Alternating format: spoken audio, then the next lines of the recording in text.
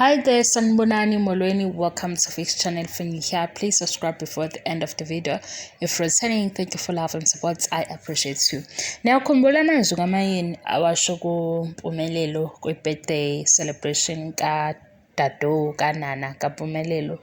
Ngesikhathi uMpumelelo efika nomunye usisa ngithi kunoma wengane lo abamaziyo nengane kwaba khona omunye udade omncane naye wafika wathi uyangena kule ndaba yesithembu usephakathi mayefika athi uMayeni seyikhulunywa le ndaba yesithembu sikaMpumelelo iqale ku season 5 ukuthi ku season 5 uMayeni indlela bebesixoxela ngayo ubengazi ukuthi uMpumelelo unenye intombi.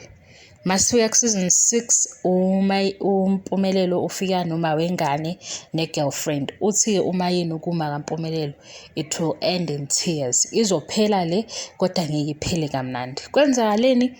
Mpumelelo akasampost lo munye ugeli. Mina ngathini ngesikhathi ngithi siyahleba kancane sihlebe kakhulu ngathi cha, umseleki unemali njengoba umseleki athi usine uthathe imali eyidle nabantu bathathe badle imali yakhe. Nabanye ababona uMpumelelo okuyingane ziyazi ukuthi ubaba wakho uyimillionaire na kanjani sizoba mnandi masifuna ukuthi shwi sizothi shi kancane no baby okuyingane kaMseleki. Ugeli ke lo be number 2 akasaphosto. Kanti naye mayikhuluma ey'nkundleni zokuxhumana akasayingeni usethi welele inganekwane.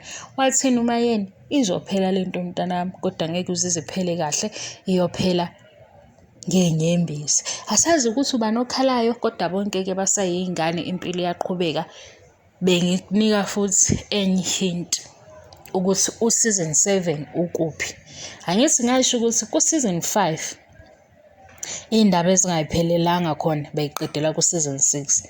Ku-season 6 iy'ndaba ezingaphelelanga khona zizoqedwa ku-season 7. Obviously-ke ku-season 7 sizotshela ukuthi akasekho ugeli, indaba yabo ithini, sek-introduce-wa omunye.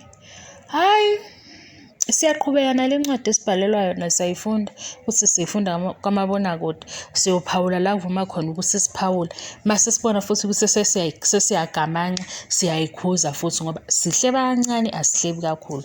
Ngiyakuchazela-ke akasekho number 2 kaMpumelelo kwaba khona omunye shuthi usezo-replace unumber 2 kwase kuba khona uQueen Lulu bese ziphuna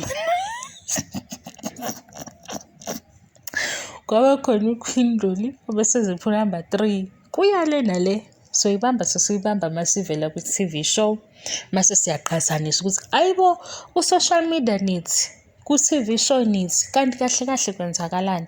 Siphinde siphume-ke futhi ngoba cha endabeni zabantu khona kuyangeneka singagamanxe futhi siphume ngoba phela nathi simosha isikhathi kahle kahle. Yeah, thank you so much for your love and support.